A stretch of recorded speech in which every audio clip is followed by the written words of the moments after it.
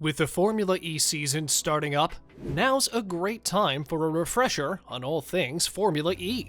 Formula E is the first racing series to be net zero since inception, because all the cars are fully electric. The official Formula E website says that the series acts as a competitive platform to test and develop the latest in electric technology. 2014 was the inaugural Formula E season, so the entire series is less than a decade old. But the 2022 to 2023 season is ripe with changes, and we'll review some of the biggest changes for the new season. There are some big differences between Formula E and Formula 1. Aside from Formula 1 cars using a hybrid power unit that requires the use of gasoline, and Formula E cars being fully electric, the two series have more differences than similarities. The biggest difference is the power unit. An F1 car has an engine, a fuel tank, and a hybrid system, where a Formula E car has a battery pack, transmission, and electric motor. In Formula 1, teams are required to develop their own chassis, power units, and transmissions. However, all Formula E cars use a standard chassis, and in the 2022 to 2023 season, the Gen 3 car will make its debut, bringing 350 kilowatts of power that's capable of 320 kilometers per hour and can regenerate a staggering 600 kilowatt hours of energy. All teams also use the same battery pack. Formula E teams can design their own powertrain, which allows teams to develop or deploy their own choice of electric motor or gearbox. The Gen 3 car is 760 kilograms, down from the Gen 2 car that was over 900 kilograms. For context, an F1 car's minimum weight is 798 kilograms. The tires used in Formula E are also very different than the tires used in Formula 1. F1 cars use slick tires provided by Pirelli, but starting in the 2022-2023 season, Formula E cars will be switching from Michelin Pilot Sport all-weather tires to using hand-cooked tires.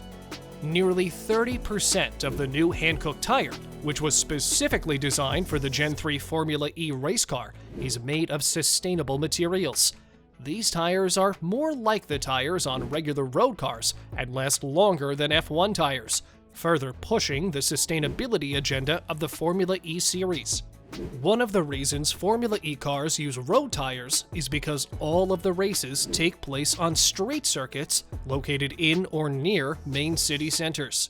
These temporary tracks are another way the series promotes sustainability. The tracks are another difference from Formula 1, where only a handful of Grand Prix on the schedule are on street tracks. Previously, the E-Prix, or feature race in Formula E, lasted 45 minutes plus one lap. Another big change for the 2022 to 2023 season is that the E-Prix will start to be a set number of laps, similar to Formula 1. The full race weekend for Formula E consists of two 30-minute practice sessions, a qualifying session to determine the order of the grid, and finally, the E-Prix feature race. Besides the race, another challenge for drivers and teams is managing their batteries so that they're left with enough power to complete the whole race. In fact, the charging levels of each car is shown on the broadcast, so viewers throughout the race can see who needs to slow down and who has enough battery reserved. Another interesting thing in Formula E is Attack Mode, which was introduced in the 2018 to 2019 season.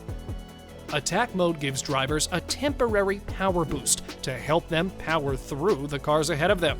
To activate this mode, drivers have to drive through an activation zone, which is marked on the track to arm their car. This is a tool to aid in overtaking and make the sport more exciting, similar to DRS in Formula 1. The 2022 to 2023 season will see 11 teams with 2 drivers on each track.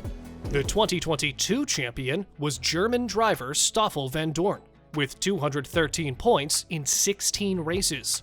Vandoorne teamed with Nick de Vries to pace the Mercedes EQ Formula E team to the championship.